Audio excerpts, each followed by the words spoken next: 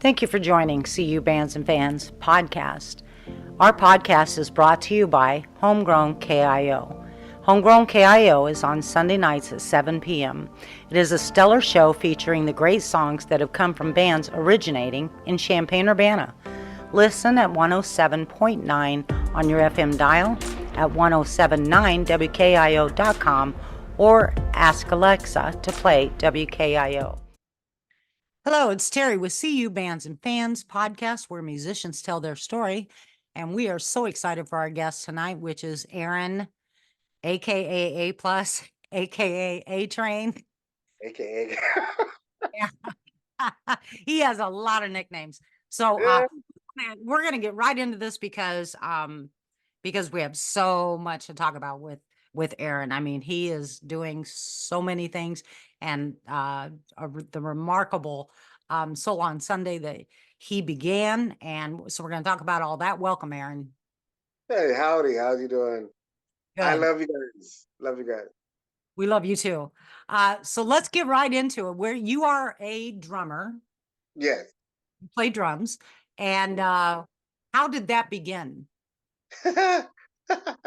That's so funny you asked. Um,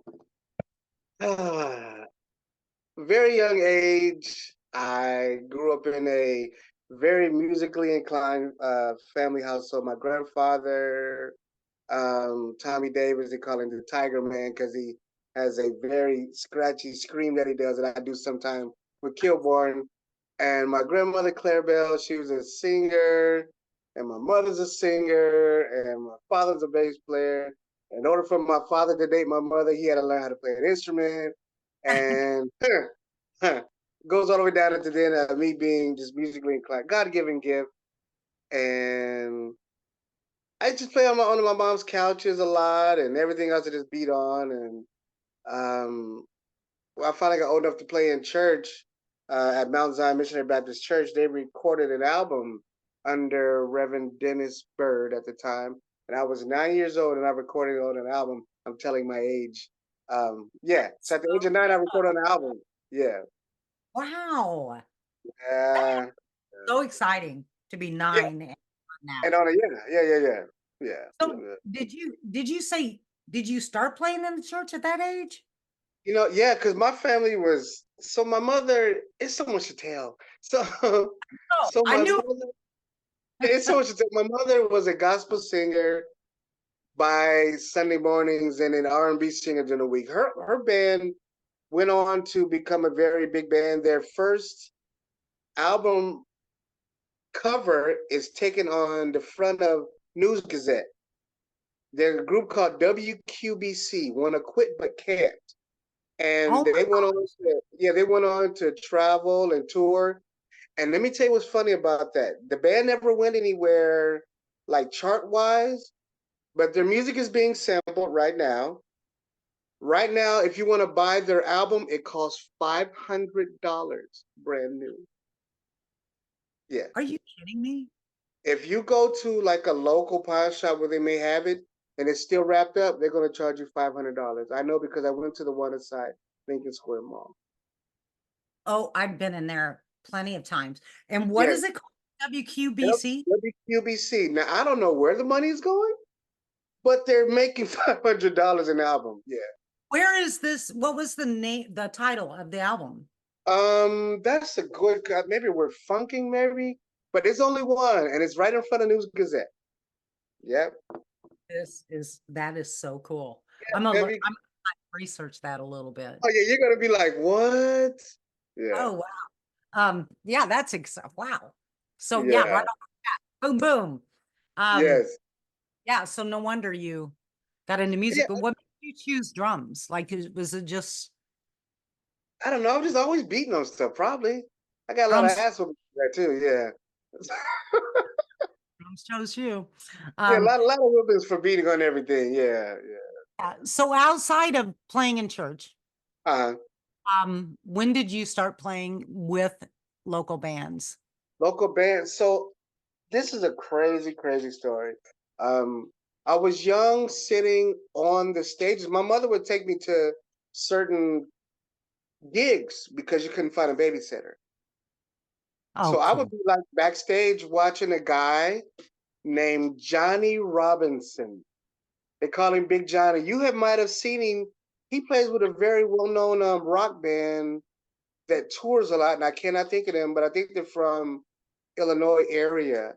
And matter of fact, I think, see, you did a picture of me and him. We have ran into each other at Cowboy, no, not Cowboy Monkey. The His one name downtown at Monkey. so familiar.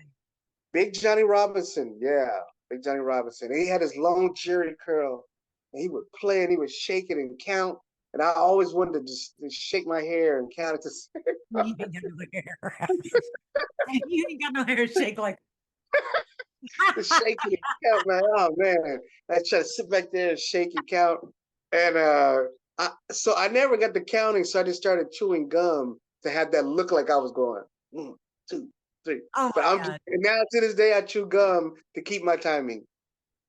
That is Yes, yeah. So group wise in Danville, it was more gospel. More everything was more gospel, gospel. So I didn't really get a chance to play in any bands and stuff like that till I moved to Champaign. So you lived in Danville? Or are you from Yep, Danville? Danville. Yep, Danville. It was church. I played for every local choir, lots of gospel groups, lots of quartets, um, yeah, stuff like that. I didn't really. I got to play the school band, but it was like a jazz band with no. I didn't know how to read, and so my music teacher just said, just put the music in front of you and fake it, and that's what I did. That's what you did. You I faked did. it all the way to the I top. faked it all the way. Yeah. It was good, but I missed out in the end because, like, years later, as I got better, when bigger opportunities presented themselves and needed people to read, I got asked to do a showcase at the Assembly Hall. When it was the Assembly Hall, they said, "We've heard a lot about you, and your name has been referred. Can you read?" And I was like, no, but if you gave me that CD or that cassette, I would know everything. My memory's good musically. I would know it all. It was like, oh man, we're so sorry. So I never know I don't know who they picked though. But I just know Um, that was a rough time though, very sad. yeah. So yeah, you missed that opportunity. And when you say you can't read, you're talking about music. You can't Yeah, read music, music. yeah, Yeah. yeah, yeah. But you can pick it up by hearing. Oh man, drop it off. It'll be known by tomorrow. Yeah. I don't know. That's an incredible gift. It Yeah, really. thank you. So how did you feel going from playing in church all the time to when you first played in a secular? Okay, so my mother is gospel and also R&B. Now my father is gospel, but he's also very alternative. You know, Steely Dan, Led Zeppelin, these kind of guys. So I got the best of both worlds. So when people ask me, oh man, can you play like cover bands who are, I don't want to say yes, predominantly white driven or predominantly like your classic rock. They go, can you play this? Or do you know this song? And I go, yeah, I know that song. Don't let the color fool you. My parents were very, and you also have to realize, Terry, that I'm a child of the MTV era. There was no BET, there was no VH1. So all we had, the first black person on TV that we had to listen to was Michael Jackson. After Michael Jackson, maybe Prince, and then what's the all black rock group Fish or something like that? No, In Living Color. In Living Color. They were a rock band. I don't know. Yeah. So Yeah. okay, So they so were, yeah. okay, that because see to me, that just gave me like a huge perspective right there because I mean the first black musician that you could see or was Michael Yeah. Jackson. Are you Yeah. kidding me? Yeah. On TV, yes. On TV. On TV, yes. Everybody outside of that was, again, either gospel or like some, blues, ZZ Hill, Bobby Blue Bland, stuff like that. I like I said, I had my grandparents were older. You know, my grandfather would sit on the porch and listen to the Chicago station. He was always listening to a lot of not Casey Kasem. What is that? The Chicago song they used to sing for the baseball songs. W Oh, it's the Harry Carey. Oh, Harry, no. yeah. Well, Harry Carey was the Chicago Cubs. Yeah. Yes, that's I would sit on and we would after the commercial they would play music, and that's what my grandpa listened to. Now my grandma, she was normally singing around the house, but like I said, my mother, my parents, they were gigging members, gigging. You know, mom was gigging, dad was gigging. Yeah. So So that's what we so listened then to. you knew the music because of MTV, because Yes. really that's all you had. Oh 'Cause- man, I can the songs I know, you'd be like, well, you listen to that? Oh my God. Take on me. I love this song. Oh yeah. Our house in the middle of the street. Oh my God. That's me. Yeah. Okay, so you're in your first gig, Yes. you know the music, Yes. and you're in where did you play at? Where was your first gig with a band? Man. Probably I Parkland. Parkland College. Probably Parkland. There was a teacher named Mr. Phil Rogers, and Phil Rogers was very eclectic and very, very Uh, strict. I no, say, I don't know if you know Phil Rogers, do you? I do know Phil. I know Yes, Phil. I know Phil years ago. really. Oh my gosh, yes. Phil's an amazing guy. Yes, he Amazing man. is. He taught us a lot. I also sang like in his chorale, you know, with the kind of like of your Gregorian chant type stuff, you know. Yeah. So playing with Phil, yeah, Phil knew my church background, but he also was like, you know, hey, you can't apply church to everything. There has to be a separation. Yeah. Yeah, and he's pretty devout. He himself is Christian. And Yes. yes, that's how I met him Oh, in a really? Yeah. He said in a there Bible, has to be a separation. yeah, in a Yeah. Bible study. Sure. Yeah. Yeah. So Yeah, yeah, I great. would say meeting Phil at Parkland. Beforehand, like I said, I was doing a lot of gospel stuff. Yeah, I don't see nothing else before then but gospel. Yeah. So how did you feel when you started playing in bars? Uh-huh.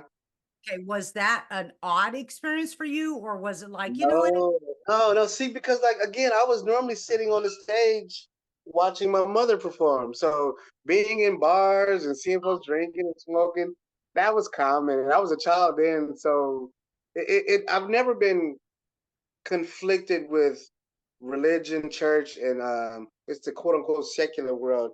And these were just people, just music. The same music that I play in the church, I could apply it to the secular. So in the same secular, I could apply it to church, but church folks be like, now that sounds like such and such. I'm like, yeah. I was told one time in church that my chops on the drums was ungodly. Yeah. I was ahead. I was ahead of my time musically. I was ahead of my time musically, and musically, and especially where I come from, Danville, small church folks town, you know, and then playing like other, you know, the type of music that I play, they'd be like, that don't sound like gospel music. Yeah, yeah. What did you so you didn't let that get Oh, into you? no. No, Okay. I would throw Phil Collins here tonight in a drum situation anytime. They be like, that Oh, don't sound like and then whatever. okay, and then what do you remember what bands you played with until you got to playing with Kilborn Alley?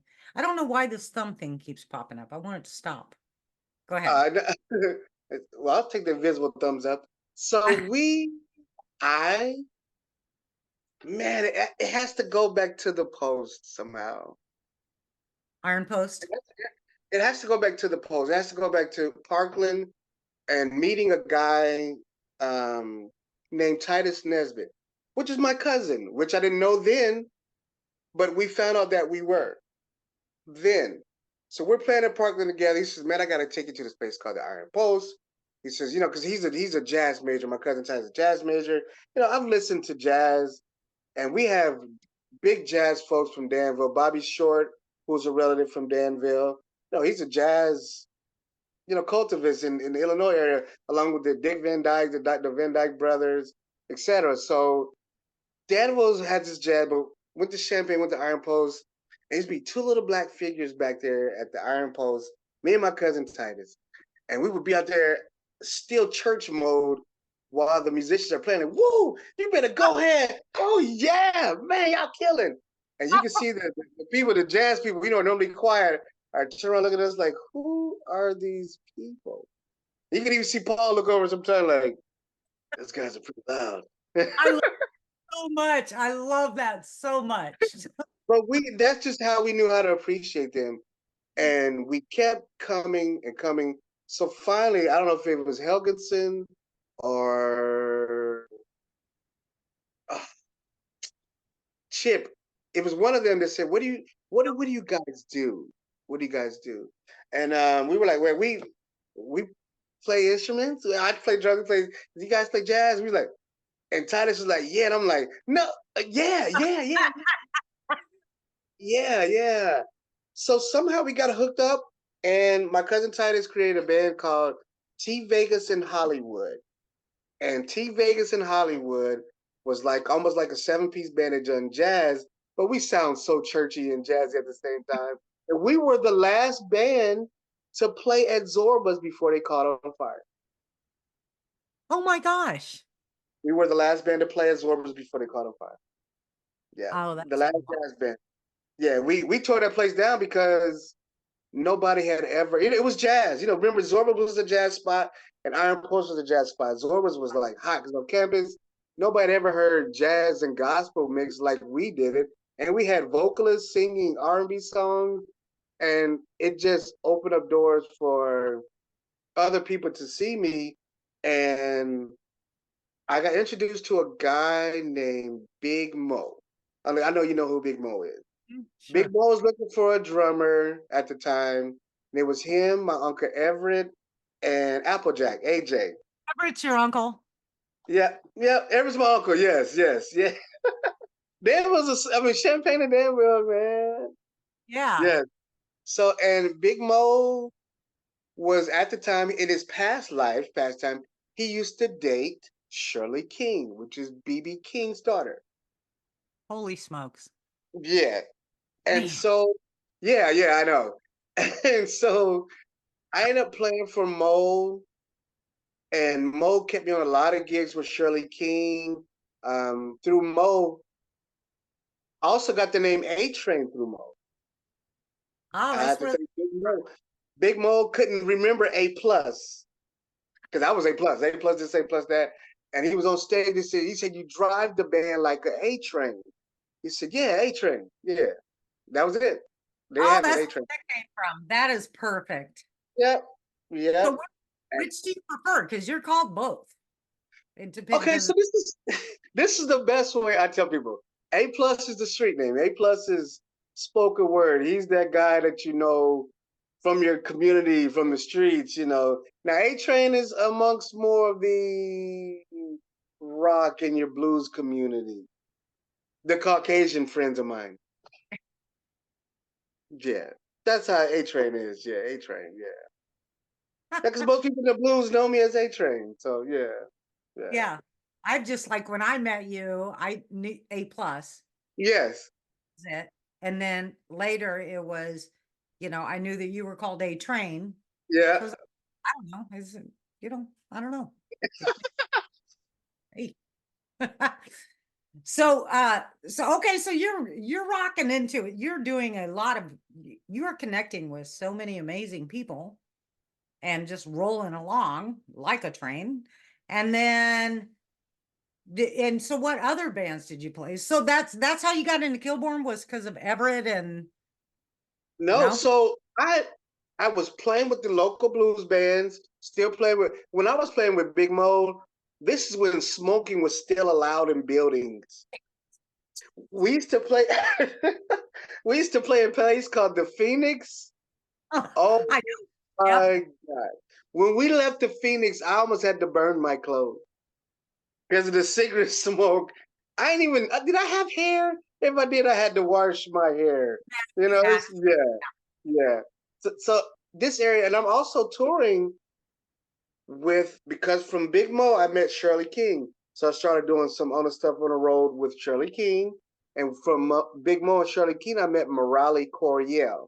Morale Coriel's father is Larry, legendary guitarist Larry Coriel, and that's his son. So I'm touring with his son as well. And like I said, Morale Coriel has been in the game for years. So I'm getting my feet wet, traveling, touring, which is awesome. You know, like your 2 or 3 week tours. You know, yeah, it's Yeah. awesome, awesome. I had heard of Kilborn Alley because people kept talking about them, and you would see flyers. And man, I just remember Andy thinks we met sooner, but I told Andy, I remember it was a big showcase at the IMC building. Shirley King was the headliner. And I really want to say that Candy Foster was there too. But I think Kilborn was there. And I just remember coming in town, I was feeling so great because I had been on the road, and a lot of my peers have never got as far as I've gotten musically, my drum peers. That's why I have a lot of younger friends, younger drummers, because I'm considered the OG, you know, the Yeah. person who made it, and so they go, oh, okay, yeah, I can do it. If Plus can If, do it too, yeah. yeah. So I remember feeling that place, man, with Shirley King, just so proud. I still got pictures, and I went into the back of the IMC, kind of like the alley, and he was outside smoking him the guys, and I was just so blown away by Ed O'Hara and his skill Wow. level, playing just a hi hat, a snare, and a kick, and it is like, man, you did all that with that. Just fascinating to me. And I'm coming from the church scene. We got all these toms and cymbals and fancy chops, and this man is laying down such a groove with just that and having such a blast. So I'm outside talking to them. And he's like, man, you pretty tough, man. Y'all, man, you're solid. I said, thank you, man. I said, man, I really wanted to hear Kilborn, man. And he was like, oh, yeah? I was like, yeah, man. He said, well, that's us. And I was like, huh? He's like, yeah, we're Kilborn. And I was like, these scruffy bearded white boys out here? What? I said, no, you guys are. I said, yeah, we're Kilborn. And at that time, I happened to meet Serbo and my cousin Titus were real good friends. We were all in the Parkland thing with Mr. Phil Rogers all together. So Serbo started introducing us. I'm looking like, what? You guys are Kilborn? He's like, yeah. He's like, well, I said, man, anytime you need a fill in, I said, I'm no Ed, but please hit me up. And that call came. Call came. And I was like, So you are nervous. talking to them, not knowing that was Kilborn. No, Oh, that is so awesome. not at all. Just a bunch of fluffy bearded white boys. That's all it was. That's all I saw. I had Yeah. Andy on a podcast, and I couldn't get enough of like their story, how Yeah. they and how they were named, and all. It was just like, oh Oh, my, it's amazing. They're going on years and years and years and years. yeah. And they, a lot of touring and a lot of different countries and traveling and just all of it and recording and just they're Right. magnificent. So you get the call to come and play with Kilborn Alley. Yeah. Yeah. Where was that? Where was your first gig with them at?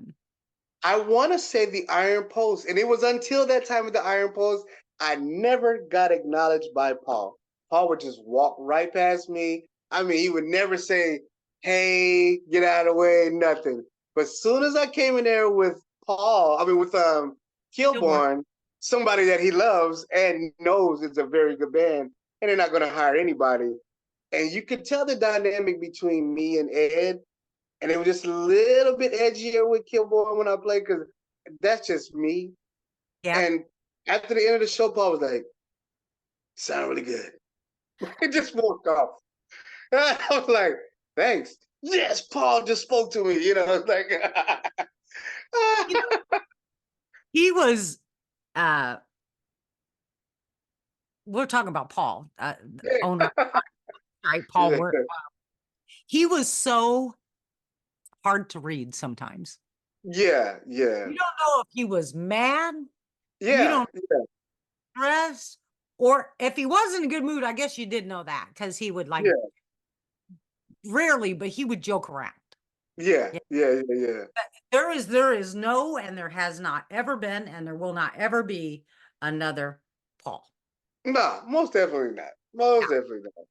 I So think I you're remember one time Paul said, "You think you got enough drum pieces? Ed only uses 2 pieces."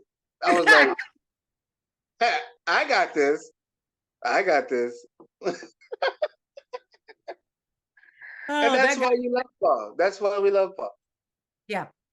Yeah. Yeah. I mean, I worked there for a while at the Iron Wow. Post. And that Okay. was yeah, I worked there. He called me and he was like, "Hey, I need some help over here. You mind you maybe working some lunches, maybe running the bar a couple times?" And I'm like, "Yeah, I'll do that. I'll fill in for you or whatever." But Okay. the kitchen drove me insane. You ever look at that kitchen? Of It was like course. a closet. I'm like, Yes. I'm gonna lose my mind. I don't know how you doing this. And anyway, the whole Yes. place was Yes. packed. Of The whole course. place next to the stage. Remember all them? All the boxes and vacuums. And I was like, is this a storage bin? I was like, why is there a vacuum? 2 vacuums over here. You're Yeah. right. Oh my God. Hangers and all kinds. I was like, what is going on over here? I tried to straighten it up one time for Soul on Sunday, and it didn't work. I was like, I don't know where am I gonna put this stuff at? Where you gonna put it? And you're risking your Yeah. own life, like Yes, moving it. yes, But so yes. we went from this, like, okay, so the first time that I saw Soul on Sunday was while I was working at the Iron Post. Really? Yeah. Okay. So Soul on Sunday is that's your baby. And so where did you get this vision to do this? And how did you begin it? And that it's Okay, grown into so this. I was hosting a spoken word event and live music with the church I used to go to, which is was over by my cousin Pastor Cedric Nesbitt, which is Titus's big brother. We were trying to think of some things to do different for the church. So a friend of mine, I love you if she's listening, one day. Her name is Josephine Calapini.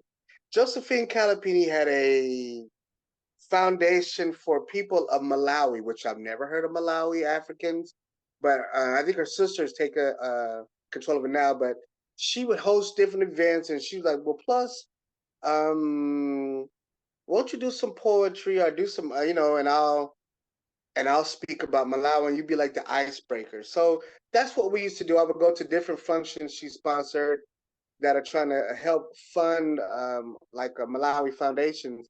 And she just happened to go to Glory Center International, GCI was the name of the church.